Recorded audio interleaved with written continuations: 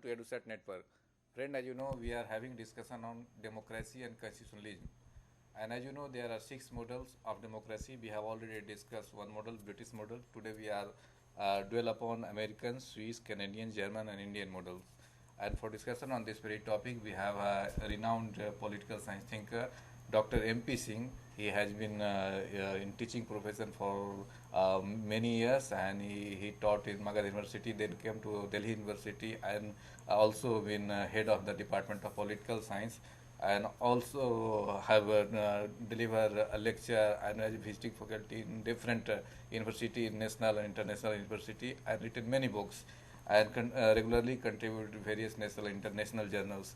And recently, his book on federalism has come to the market, and that has been widely appreciated. His work on federalism in the context of Indian and Canadian federalism has been acclaimed world over. So I hope his knowledge and experience on this very topics will help us to understand the democracy and constitutionalism in a new perspective. So on your behalf, I welcome Dr. Singh for EduSat lecture on this very topic. Welcome, sir. Thank you, Amrendraji. As already pointed out by Sri Amrendraji, we have already introduced the topic yesterday and discussed the British model of constitutionalism. In addition, I would like to discuss 5 other models: the American, the Swiss, the Canadian, the German, and the Indian. And these models have been selected from the point of view of presenting a sample of major varieties of liberal constitutionalism. We will continue with the the discussion today. And the American model of constitutionalism is perhaps the most important, in the sense that America is the first country that has adopted a written constitution in 1787. It was the first country that opted for a codified or a written constitutional document. And you will recall that Tom Paine, an American commentator who wrote soon after the American Constitution was made, claimed that the idea of constitutionalism, in fact, can be attributed to the American system, because if the Constitution is not written, you cannot have an adequate and a definite limitation on the power of the government. And since America adopted the first written constitution, the idea of constitutionalism, in a way, started after the making of the American Constitution. Now, what is the nature of the American Constitution? Before this first, I think the first point that we must remember about America is that it is the first federal state in modern world. It is the first federal state in the modern world, and before that, the modern state had already begun. It was the product of the Treaty of Westphalia after the disintegration or weakening and disintegration of the Holy Roman Empire. After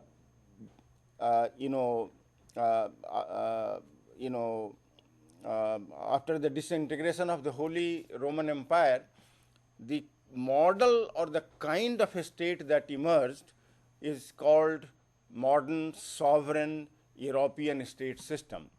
So the kind of modern sovereign state that first emerged in Europe after the Treaty of Westphalia, after the Peace of Westphalia,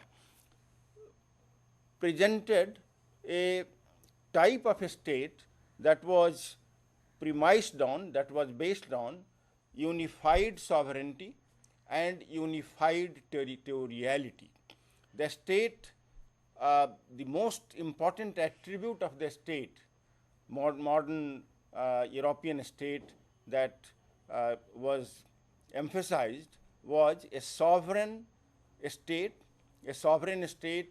whose authority was supreme within the nation and beyond. And a sovereign state did not accept any limitations on its powers, either within the country or externally. Now, this kind, and the state had complete control over its territory. So, unified sovereignty, unified territoriality came to be associated with the modern sovereign state. The American Constitution created a new kind of a state, different from this, in the sense that America created the first modern federal state based on the division of powers or division of sovereignty, sharing of sovereignty between two levels of government, the federal government and the state government. Before that, there was only one unitary state, and sovereignty was not divided between the federal and the state governments. Sovereignty was unified and territoriality was also unified. And so, American Constitution created a new kind of a state which divided and made sovereignty shared between two orders of government, the federal government and the regional government or the state government, and the territorial attribute of the state also came to be divided, at least in a major way. Territories of the states were, the bulk of the territories were controlled by the states, and a federal capital region, in case of America, the Washington DC in the District of Columbia became the federal territory. So, it was a new kind of a state, and therefore, American constitutionalism must be discussed with reference to this new kind of a state. And another important point that must be kept in mind in case of America is that America created the first presidential federal system of the world, first presidential federal system, a constitution that was or that is presidential and federal. Compare it with the British Constitution that we discussed yesterday. Britain is a case of unitary or parliamentary state without any federal complication, and Britain is a parliamentary state, a parliamentary government. So, Britain is parliamentary or unitary state without any federal dimension, whereas America departed from the British model and created a new kind of a state whose features now we are emphasizing, a presidential federal government, not a parliamentary unitary government or parliamentary federal government. Later in the discussion, we would be introducing the category of parliamentary federal government. The first parliamentary federal government came to be established by the Canadian Constitution later. We are coming to that. So, these are some of the basic attributes of the American constitutional system.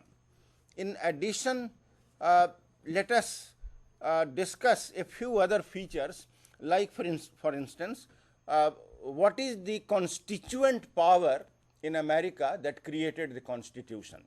You will recall that in case of the United Kingdom, in case of Britain, Lord Bolingbroke claimed that the Convention Parliament, post-Glorious Revolution Convention Parliament, was not only a parliament, it expressed the views of the people, and it was the source of a new constitutional compact, a new constitutional contract. That was the argument of Lord Bolingbroke. So, what is the constituent power in case of America. The American Constitution, preamble of the American Constitution begins with the ringing declaration of popular sovereignty. We, the people of the United States, that is the opening line of the preamble to the American Constitution, and the people of the United States are proclaimed to be the source of all political power. And therefore, the Americans for the first time claimed that it is not the government, the crown or the parliament that is the source of political power. We, the people of United States, the words with which the preamble to the American Constitution begins, propounded for the first time the doctrine of popular sovereignty. People as the source of power, not the crown or the parliament as source of political power. So the constituent power, the original constituent power, according to the principle of American constitutionalism, can be said to be the principle of principle of popular sovereignty, and people are said to be the source of all political power. And in the Constitution, the powers of the federal government were listed. Powers of the federal government were enumerated, and powers of the state governments were left unenumerated. The basic idea is that it was the people who were the source of political power, and the states who represented the people were independent sovereign states, 13 rebellious colonies who waged the war of independence against the British Crown. They became independent sovereign states, 13 different states, and they came together in a convention, the Philadelphia Convention, to make a constitution and create a federal union that would create one federal state out of 13 different states. So the people as the source of political power in a strict political terms, and the state as the repository of popular delegated power, and states were delegating powers to the center, and that is the reason why states in American Constitution are more powerful than in any other federal constitution. In other federal constitutions, where a unitary state was divided into a federal state, the central government was actually granting or devolving powers to the states, rather than the state governments granting power to the center, as in the American case.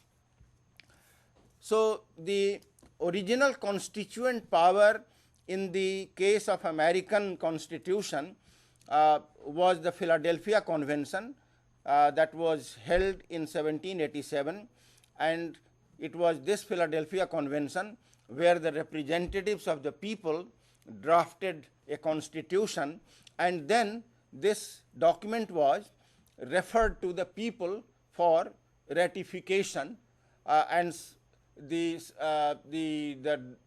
Philadelphia draft was ratified by people in some states, directly ratified by people in some states in referendums, or by state legislatures. Either the state legislatures ratified the federal constitution and put their stamp of approval, final stamp of approval, or either the state legislatures or the people in a direct referendum. So that is this nature of constituent power, original constituent power. Now once a constitution is made, then there is a secondary constituent power. Suppose there is need for amending the constitution. Suppose the constitution is to be amended. It cannot be amended by simple process of legislation, because constitution is not a product of simple process of legislation. It emanates from people. It emanates from a special convention, Philadelphia Convention, which was especially convened for drafting the constitution, and therefore amending power cannot be arrogated to any one body. but there has to be some source or some mechanism of amending the constitution, and this secondary constituent power or amending constituent power was created under the constitution in the following way. The two houses of the American Congress by 2/3 majority first pilot the amendment bill, and once the two houses of the American Congress, the House of Representatives, the popular chamber, and the Senate, the federal second chamber, once these two chambers have passed the amendment bill by 2/3 majority, not by simple majority.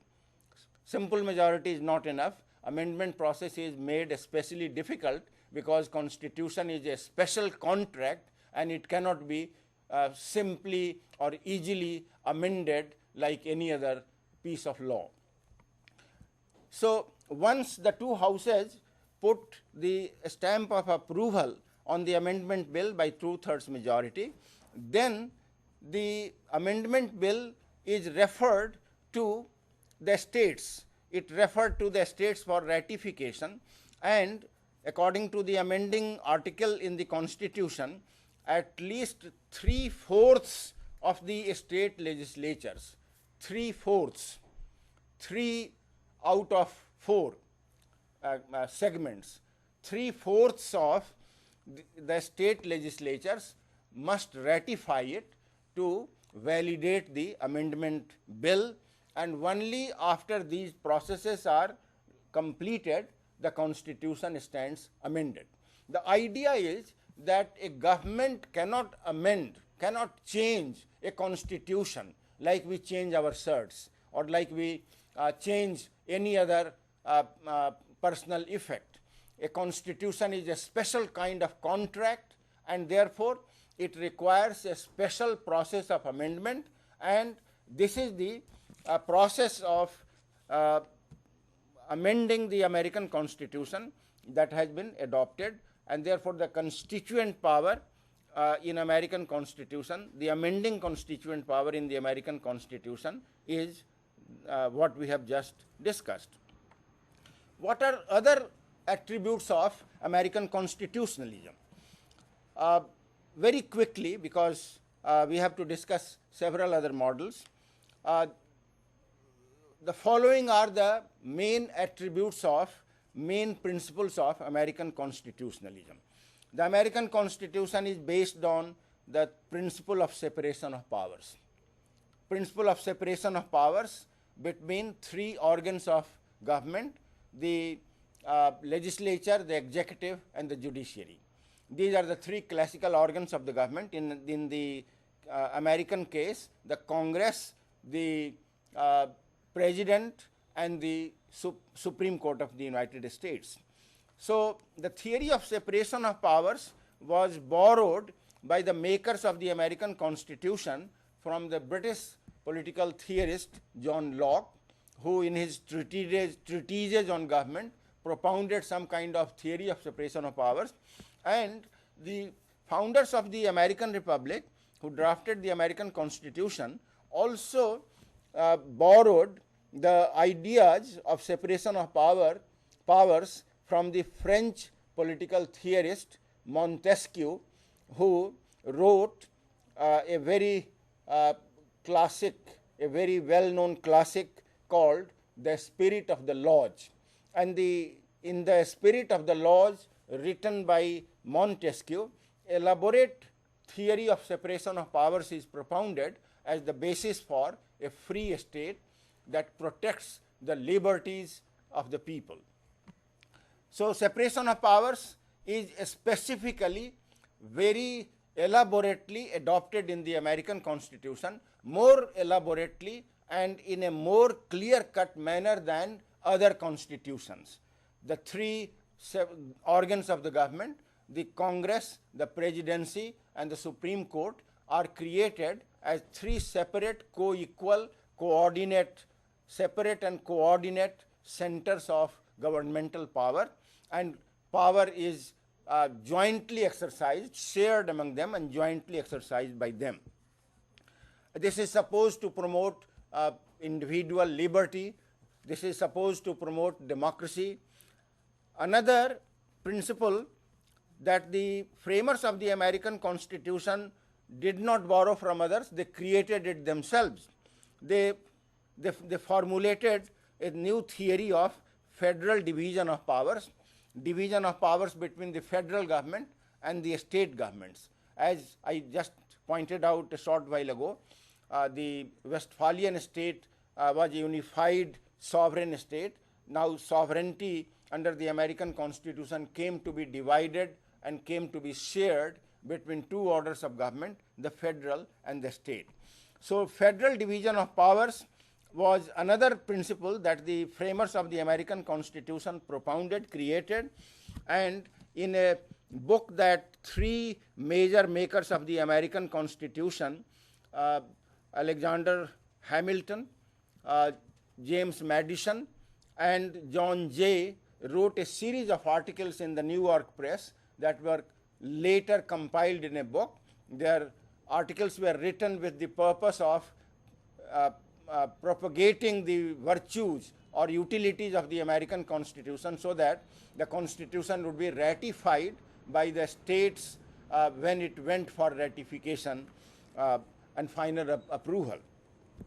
So the Federalist, written by three leading makers of the American Constitution, propounded the theory of federal division of powers.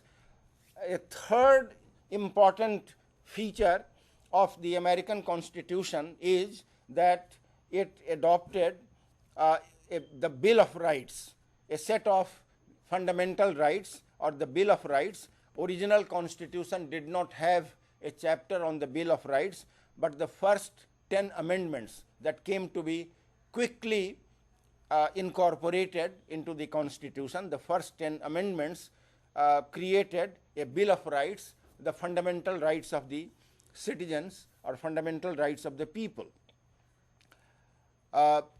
Now, all these features, if you put them together, a special amending process whereby Constitution cannot be easily amended, limits the power of the government to change the Constitution at will, separation of powers and division of powers, divides power and creates different centers of political power that control each other.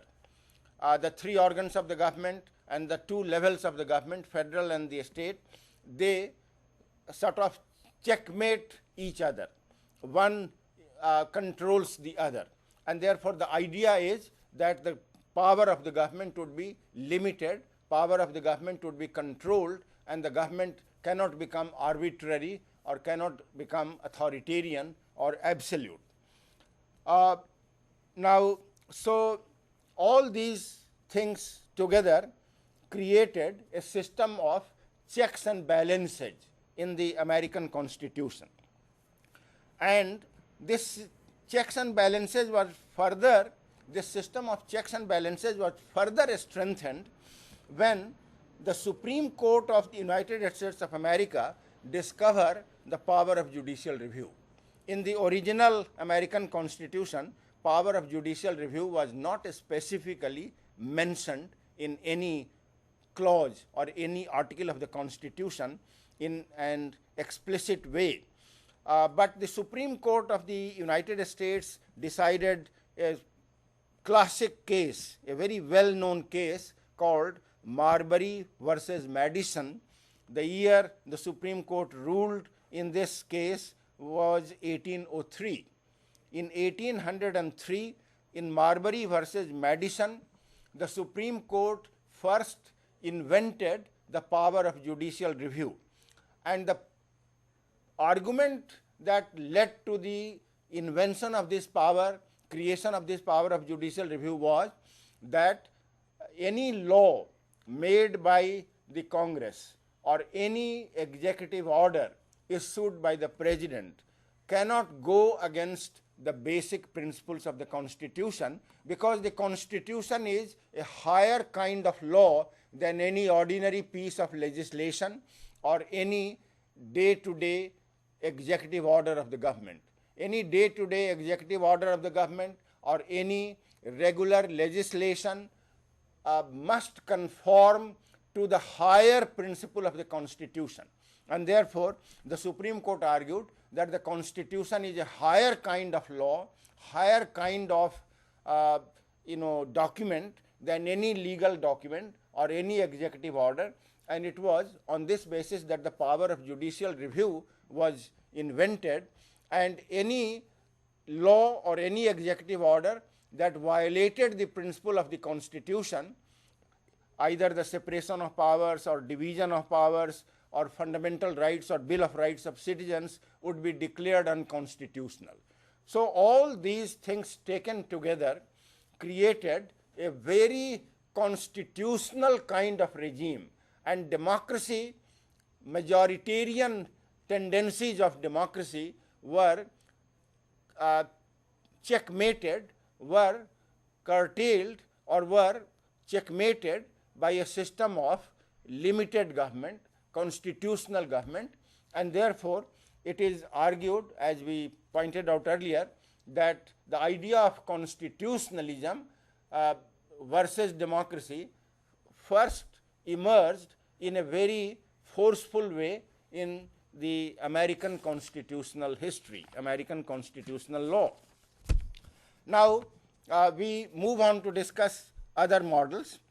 The Swiss model is also very important in the sense that the Swiss model of constitution was greatly influenced by the American Constitution, and it was also inspired by the French Revolution.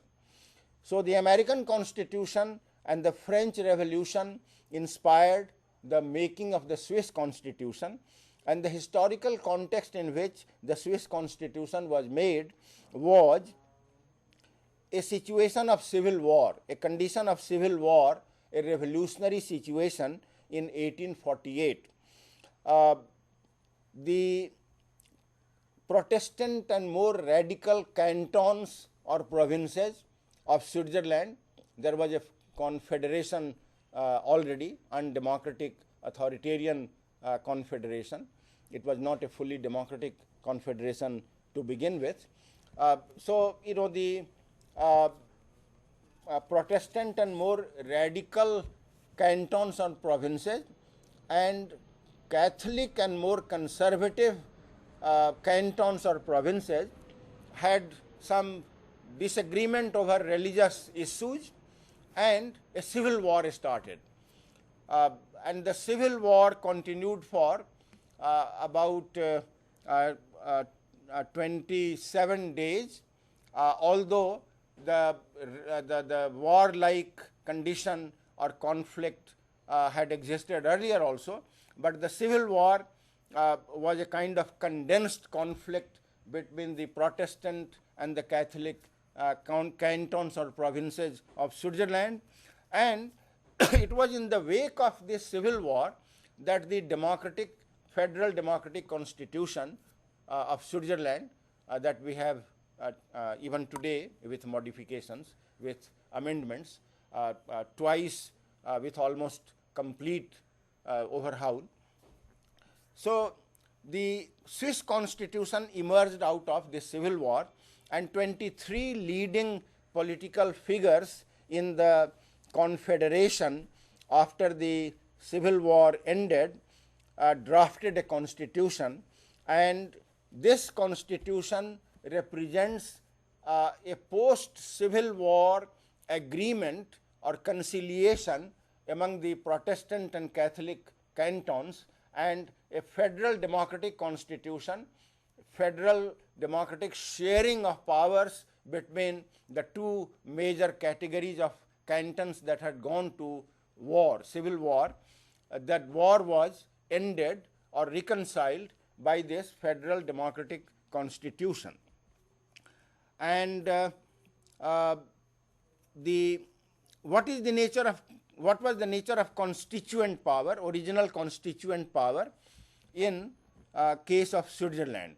We just mentioned that 23 leading political figures after the Civil War, drafted the federal constitution, and then this constitution was referred to the Swiss people to be ratified, and the popular referendum was held, and the constitution was finally approved by the people of Switzerland in a referendum.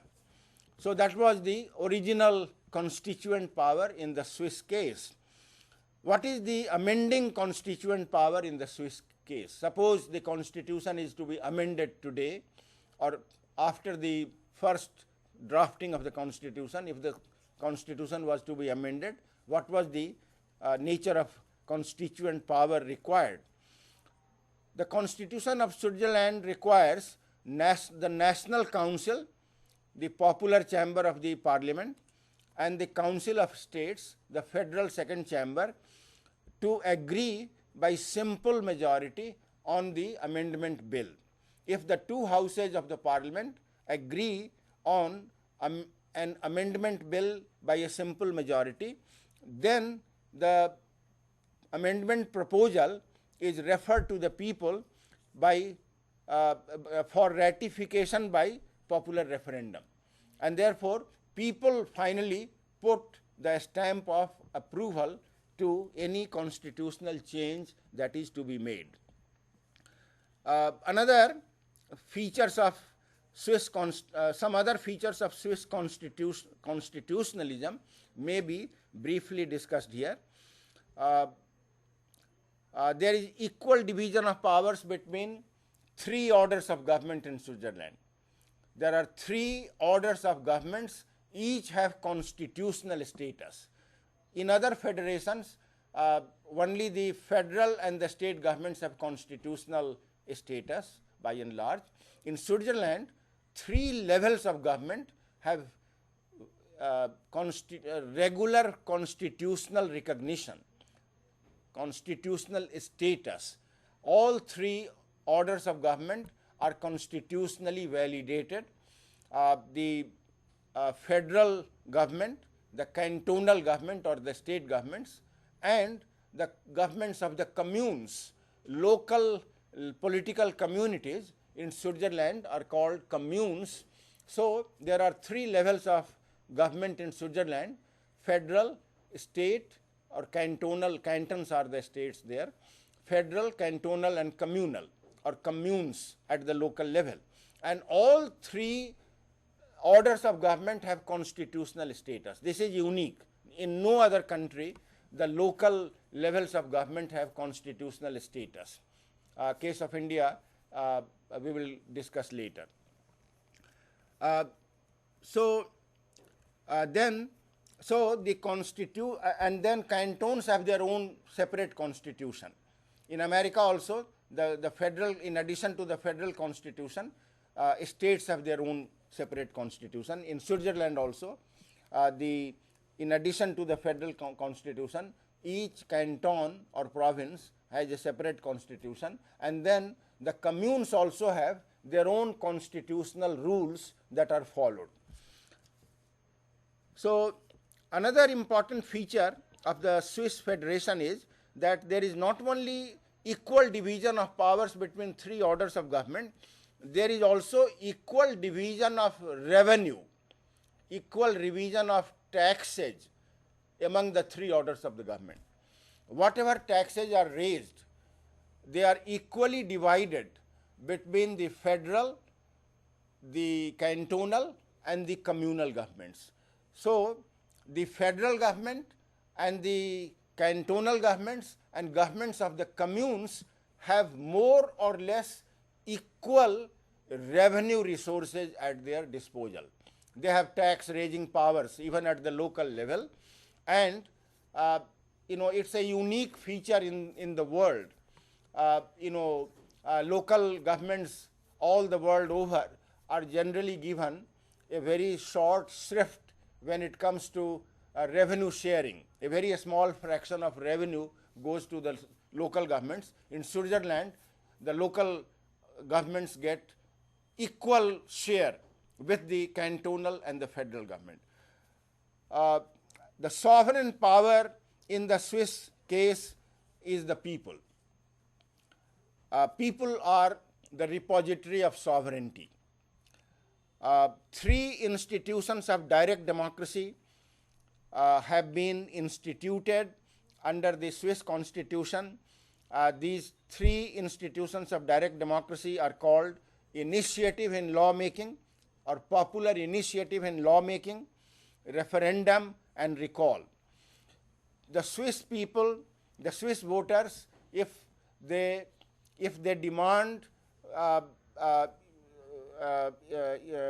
in terms of a certain requisite number of voters, if they sign a petition, a certain requisite number of voters, if they sign a petition, they can demand that a law must be made by the government, and the government will have to make that law under the constitution. So the people can demand the government to make a certain kind of law that the people want. The people have right to demand a certain kind of constitutional amendment they want to be made. So this is the power of initiative enjoyed by the common voter in Switzerland. The second direct democratic institution is referendum.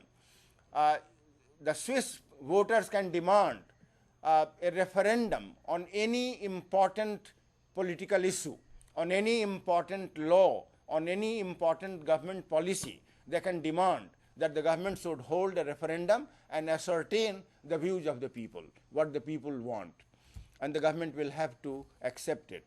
The third institution of direct democracy is recall. The Swiss voters can, at least in some cantons, it's not there in all cantons, 3 out of 26 cantons have the institution of political recall, which means that the voters can recall a member of the parliament, or voters can recall representatives in the cantonal legislature if they are not satisfied with their performance. Now, this institution of recall is not widespread. Only 3 out of 26 cantons have this institution, and the practice of recall has not been taken recourse to for so long that it is almost thought that the institution of recall has become a dead letter. For so long this power has not been used that one may conclude that for all practical purposes this power is there in the constitution, but it has not been used for a very long time. So these are some basic features of the Swiss constitution. Now, one general comment that I would like to make about the American and the Swiss constitution is that these constitutions are more democratic, more federal than other constitutions of the world we are going to discuss.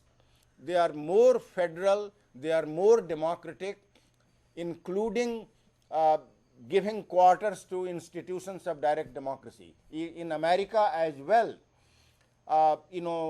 the states in the western US, as the Wild West as it is called, the states of California, Montana, and a few other western states in America have institution of direct democracy.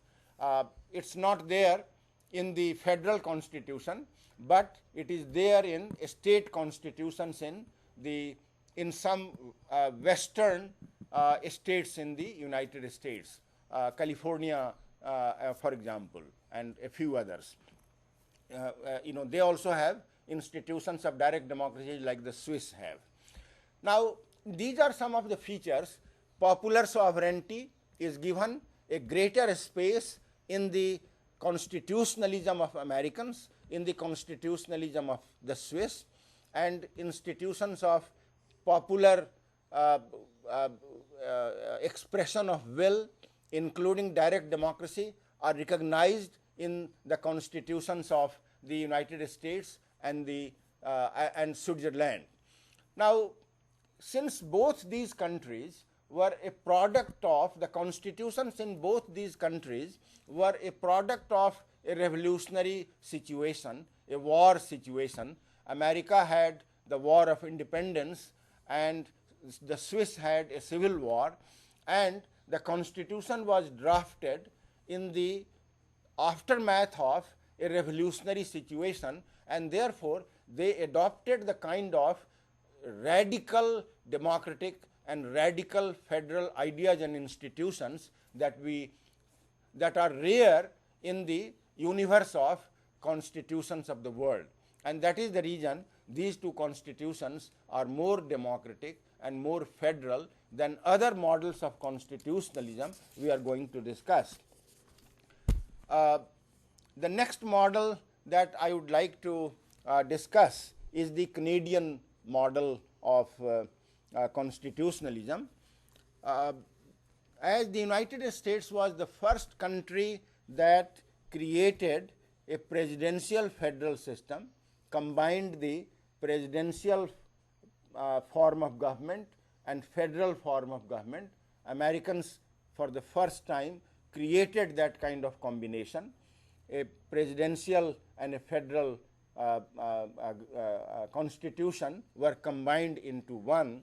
The Canadians for the first time in the modern world combined the parliamentary principle of government and the federal principle of government. And the founding provinces of Canada, the original founding provinces of Canada that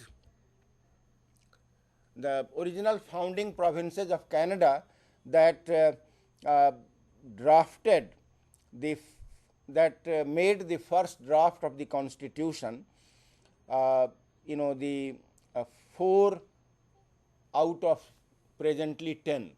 When Canadian Federation was made, there were 4 provinces in British North America. They were all colonies of the United Kingdom, and the leaders from these 4 provinces, Ontario, Quebec, New Brunswick and Nova Scotia, they assembled in a conference in the Quebec city and drafted a constitution that they wanted. And since Canada at that point in time was a colony of the United Kingdom, Britain, the constitutional proposal, the constitutional draft that these provincial leaders agreed upon were sent to the Parliament in London, and the Imperial Parliament drafted the Canadian Constitution called British North America Act in the year 1867. Now, British North America Act 1867 is now renamed the Canada Constitution Act. Canada, for all practical purposes, gradually became an independent nation. At that point in time, Canada was a colony of the United Kingdom, and but the 1867 Constitution still continues to be one of the basic constitutional documents of Canada. And in addition, Canada drafted a supplementary constitution in the year in the year 1982. As recently as 1982, the Canadian Parliament, the British Parliament to begin with, and because the BNA Act was drafted by the British Parliament, and therefore any amendment to that act must be made by the original constituent power, which was the British Parliament, and therefore that amendment was, the new constitution was first approved by the British Parliament, and then the constitution, the original as well as the 1982 constitution, 1867 as well as 1982 constitutions were then patriated to Ottawa. Because Canada is now independent nation, so the constitutions were patriated to Canada, to the Canadian Parliament, and the new constituent power now is not the British Parliament but the Canadian Parliament. Now, the supplementary constitution that Canada adopted in 1982 is basically known for 2 new things. It includes a Charter of Rights and Freedoms of the Canadians. The original constitution didn't have any Bill of Rights or any Charter of Rights and Freedoms of the citizens, but for the first time, 1982 Constitution belatedly adopted a Bill of Rights or a Charter of Rights and Freedoms, as the Canadians call it. And the new Constitution, 1982 Constitution, also incorporates an amending formula, a new amending formula, and therefore the supplementary or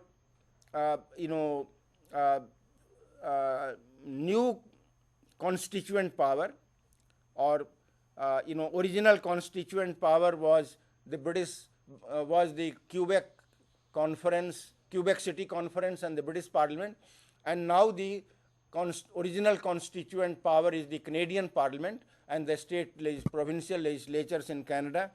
And the new amendment formula incorporates a process of amendment which can be initiated either by the federal government or by the provincial government, and the Canadian Parliament, the two chambers of the Canadian Parliament, the House of Commons and the Senate, must agree on the amendment bill by simple majority, and once it is agreed to, then the amendment bill is sent to provincial legislatures, and at least 7 out of 10 provinces must agree, must ratify the amendment bill in order to make it a valid constitutional amendment. And these 7 out of 10 provinces that ratify the amendment bill must include at least 50% of the population of Canada. So these are the stringent, these are the complex amendment requirements, and therefore the Canadian Constitution cannot be it can also not be very easily amended. The process of amendment is very rather complex, and therefore it puts limitations, constitutional limitations on the power of the government. Now, the Parliamentary Federal Constitution of Canada incorporates the principle of limited separation of powers. I call it limited separation of powers because we don't have a complete full-fledged separation of powers in Canada as we found in the American Constitution, because in Canada, Canada has adopted a parliamentary form of government, there is fusion of powers between the parliament and the executive. Cabinet is part of the parliament, and therefore there is fusion of powers rather than separation of powers, and therefore there is limited separation of powers, and the separation of powers largely applies to the judiciary. Judiciary is a separate independent organ of the Canadian government, and for some purposes even the parliament and executive has their separate domains. There is at least limited separation of powers even within the parliament and the cabinet, parliament and the executive, even though they are integrally one, because the cabinet is part of the parliament, and cabinet is formed with the members of the parliament, and the cabinet stays in office so long as it enjoys the confidence of the House of Commons, the popular chamber of the Canadian Parliament.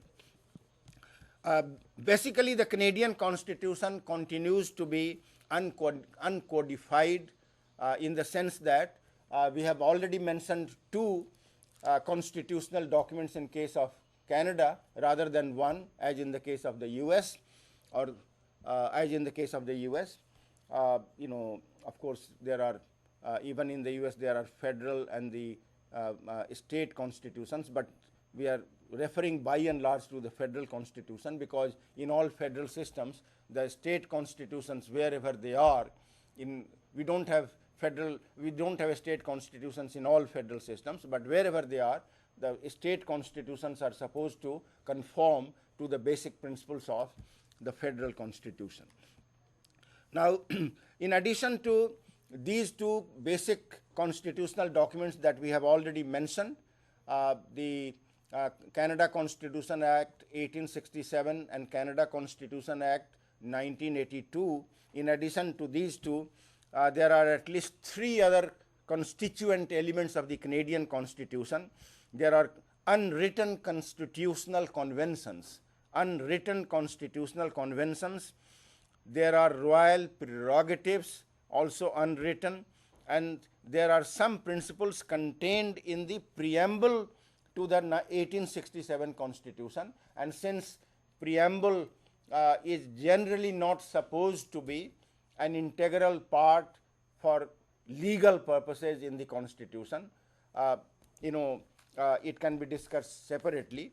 So, in addition to the two constitutional acts, Canadian Constitution includes the constitutional conventions, royal prerogatives, principles contained in the preamble to the 1867 Constitution. And these are very important parts of the constitutional scheme, because constitutional conventions, refer to the cabinet, the Council of Ministers. The Canadian Constitution has no provision of the Council. We still have time. The Canadian Constitution doesn't refer to the Council of Ministers or the cabinet. It is nowhere provided for in the constitutional text, and therefore it is based on customs or conventions of the Constitution. Royal prerogatives. The order in council issued by the Governor General of Canada on the advice of the Prime Minister to appoint, make important federal appointments, to declare war, to sign treaties with foreign powers. These are also not mentioned in any part of the Canadian Constitution, and they are based on conventions of the Constitution, customs and conventions of the Constitution, and they are habitually accepted, habitually conformed to, habitually obeyed. Principles contained in the preamble of 1867 Constitution are also very important. Like, for instance, the principle of federalism, the principle of democracy, principle of independence of judiciary. All these ideas implied fundamental rights before a Charter of Rights was adopted in 1982.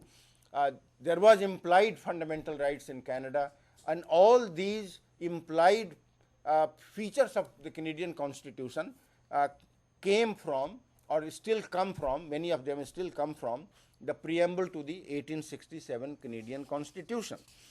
Now, this is briefly the nature of the Canadian constitutionalism.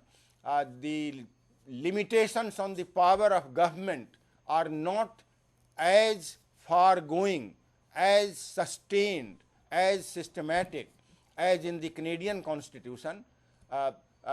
We don't find a sustained and systematic limitation on powers of the government in Canada as we found in case of America and Switzerland. And that is the reason we said that the American and the Swiss constitutions are more democratic and more federal than any other constitution of the world. The Canadian government, the Canadian constitutional scheme gives a greater degree of authority to the government than other constitutional schemes that we discussed earlier give. And therefore, limitations on the power of the government in Canada are similar, nearer to the British tradition, and they can be contrasted with the American and the Swiss. But still, Canadian government has very important constitutional and legal limitations on its powers, and therefore Canadian democracy is also regarded as a scheme of constitutionalism, not just a democracy. Even in case of Britain, we discussed yesterday that there is a difference of opinion, and the more recent view and the more widely shared view is that Britain is also a case of constitutional regime, not just a case of unbridled democratic power. Then we come to the German model of constitutionalism, and finally we will conclude with the Indian model. How much time do we have? 10 minutes. I will try to very briefly discuss the main principles of the German model and the Indian model. Indian model, in fact, I will give greater attention to for obvious reasons. Now, Germany in 1949, after the Second World War, adopted a parliamentary federal government.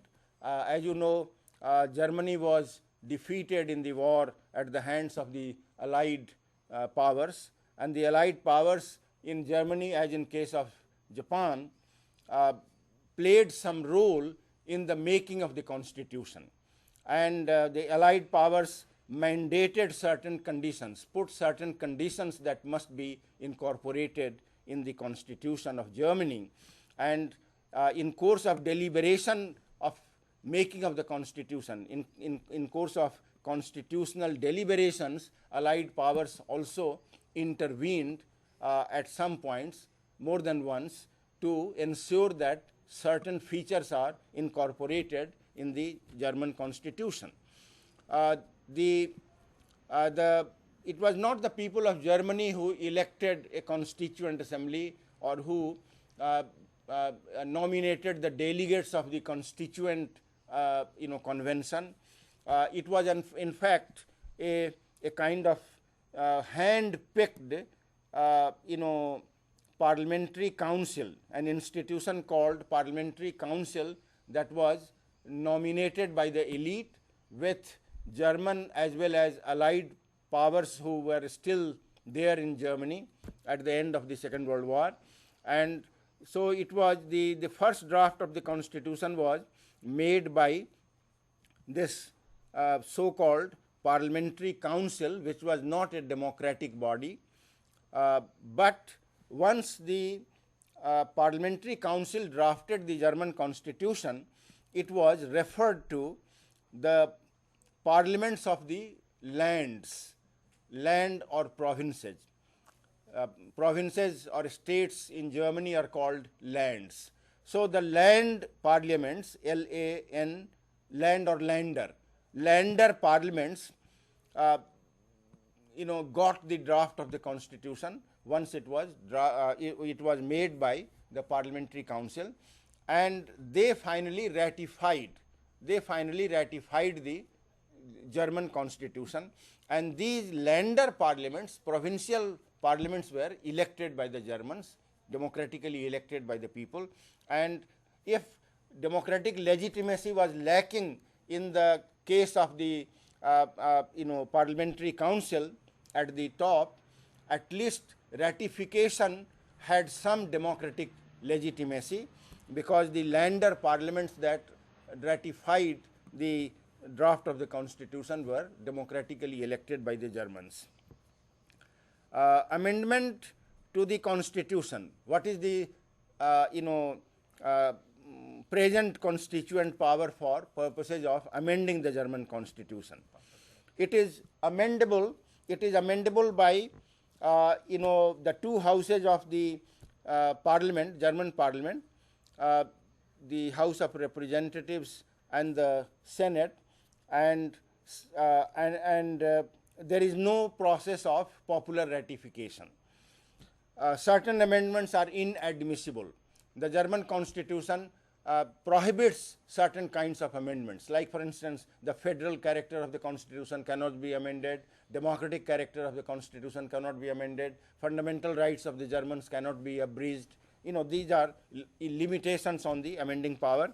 And there is a unique federal second chamber in the Bundesrat, or the second chamber of the German parliament, and there is a Kelsenian Supreme Court, which is different from the Marshall Supreme Court in the United States, or the Supreme Courts of Commonwealth parliamentary federations like Canada, Australia, India. So Germany has a special kind of Supreme Court whose judges are elected by the members of the parliament. Judges are elected. The Constitutional Court, which interprets the constitution, is elected by the two houses of the German parliament. So these are some of the special features of the German constitution. Now finally, the Indian model of constitutionalism is our major concern, and we have discussed other models mainly to highlight the special features of the Indian model. India is a variant of Commonwealth Parliamentary Federation. if any two constitutions are more similar, it is the Canadian and the Indian. Indian constitution is largely modeled after the Canadian constitution, and therefore Canada and India represent the typical parliamentary federation that is closer to the British principles of government. The constituent power in case of India was that there was legal transfer of power from the British Parliament to the Constituent Assembly of India. Legal transfer of power from the British Parliament to the Constituent Assembly of India. This Constituent Assembly of India was not directly elected by the people, it was elected by the provincial legislatures, who were already in place under the Government of India Act 1935. So the provincial legislatures elected the members of the Constituent Assembly, and the Constituent Assembly largely acted as an independent national agency. By the time the final constitution came to be drafted, British principles that were there originally, like in the form of the cabinet mission plan, they were all gone, and the Parliament and the Constituent Assembly of India proceeded to draft an Indian constitution most independently, entirely as an independent constitution making body at the end. Now, but this legal transfer of power was made. The transfer of power was legal. There was no revolution, there was no war, as in case of US and Switzerland. But this legal transfer of power came at the end of a large nationalist struggle, a freedom struggle in which Gandhian satyagrah, methods of Gandhian satyagrah were used freely, and therefore India came to have a mixed constitutional heritage of constitutionally formed system of government, along with a heritage of nationalist struggle, freedom struggle, and Gandhi looms large in that heritage with his idea of civil disobedience and satyagrah. Although the Constituent Assembly practically rejected the idea of Gandhian satyagrah, if you read the last speech of Dr. Ambedkar, his concluding speech in the Constituent Assembly, specifically mentioned that now it's time that we abide by law, abide by the Constitution, and forget about Gandhian methods of satyagraha or breaking of law for whatever noble purposes. But at the same time, I must point out that even though the idea of panchayats, powerful panchayats was rejected by the Constituent Assembly, Gandhian panchayats, the idea of Gandhian panchayats as the source of power was practically rejected by the Constituent Assembly. Panchayats did not become the source of popular sovereignty as in case of the Swiss Confederation, but still panchayats and the municipal councils came to be constitutionally sanctioned by the 73rd and 74th constitutional amendments, although legally they are still under the will of the state legislatures, because the constitutional amendment is a kind of ideal, a kind of model act which the state legislatures are prompted to legislate within their own jurisdictions, and the local governments come under the state's subject. Amending power, the amending constituent power in case of India is, firstly, some parts of the constitution can be amended by the parliament alone. Some parts of the constitution, particularly the federal parts, can be amended by the two houses of the parliament by 2/3 majority, a special majority, not simple majority, and then the amendment bill goes to the state legislatures, where at least half of the state legislatures must ratify to validate the amendment bill, and only then the constitution will stand amended. Originally, there was no judicial review of constitutional amendments in India, but beginning with 1973, the Keshavananda Bharati judgment of the Supreme Court, constitutional amendments have now become subject to judicial review. Originally, the Supreme Court and High Courts in India reviewed only parliamentary and legislative laws and executive orders. Now they also review constitutional amendments. This is a new power that the judiciary has invented since 1973 and consolidated in a series of later judgments. India is basically a case of representative government, a republican government, and direct democratic institutions were specifically rejected in the Constituent Assembly. Some members of the Constituent Assembly proposed a referendum, at least in some cases. Like, for instance, amendments were supposed to be ratified, according to one member of the Constituent Assembly from Bihar, Brajeshwar Prasad. He suggested that the amendments to the Constitution should be referred to the people of the state, who should ratify it in a popular referendum, in separate popular referendums, but that idea was rejected. Yet, it must be said that popular mass movements have continued even after the Constitution.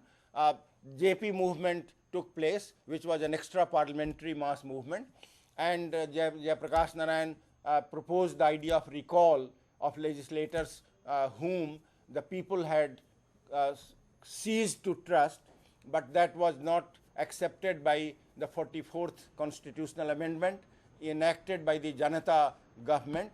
The Janata government, in the preamble to the 44th amendment, put forward the idea of popular referendum in case the constitution was to be amended.